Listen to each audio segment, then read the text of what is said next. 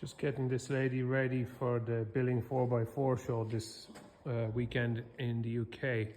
So before we head over from Ireland to the UK, I have a few little bits to do on it.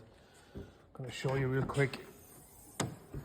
So this is the M57N engine.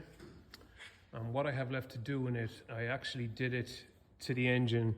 I changed it on the engine when I had the engine out before I ever put it into this P38, but seeing as we've been to the Arctic and back and I've put quite a bit of mileage on it because it's my daily driver, we're going to change it again. Let's see if I can open this box now with one hand. So what I'm going changing today is the crankcase breather. So this is basically it. So this is one from Febby Bilstein.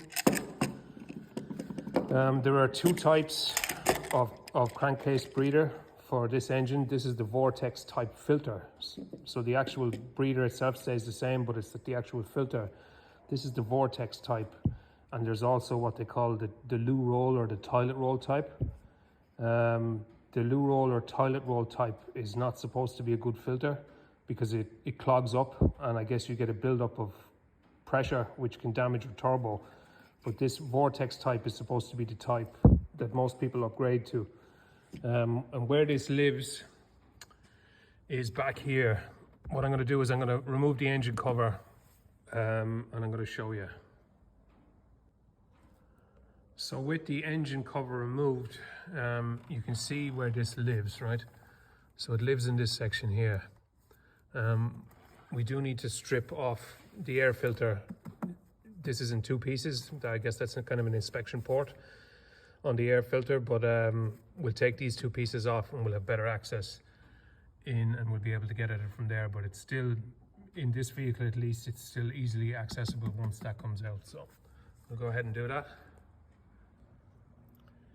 So now with the cover for the, we'll say, factory airbox removed, you can easily see your crankcase breather here. So I'm going to go ahead and pull that and we'll have a look at that. So you have four Allen head or Torx bolts. So one, two together here, and then one at the front or back. Is it the front or the back? Let's just see real quick. It's this way. So you have one here, two across the center, and then one up at the corner here. So we'll go ahead and pull that. So there is your old casing. It's just going to pull out the old vortex filter.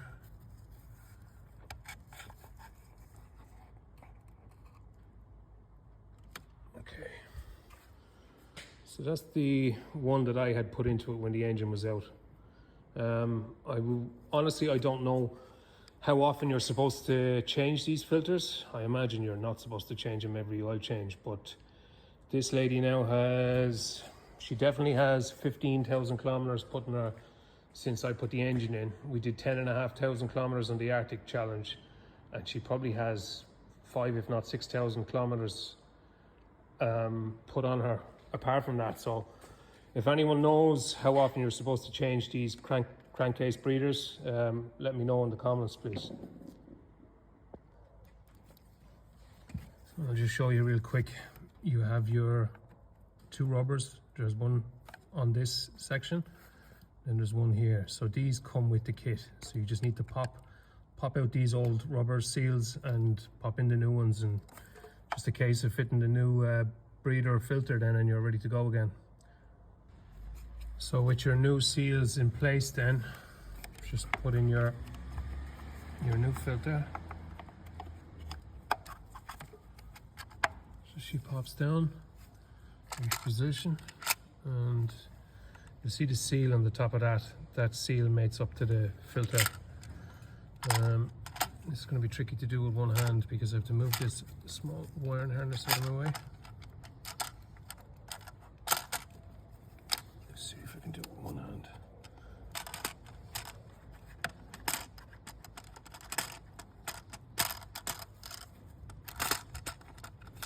I can't do it with one hand, so let me just try that with two hands.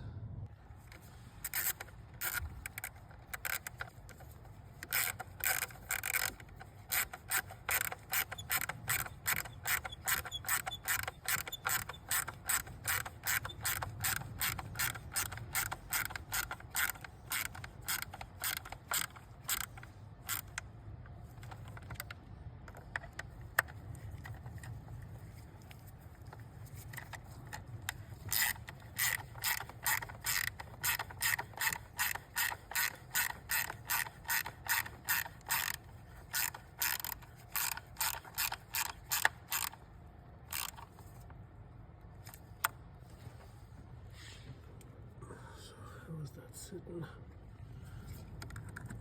So just this one then at the top needs to be done.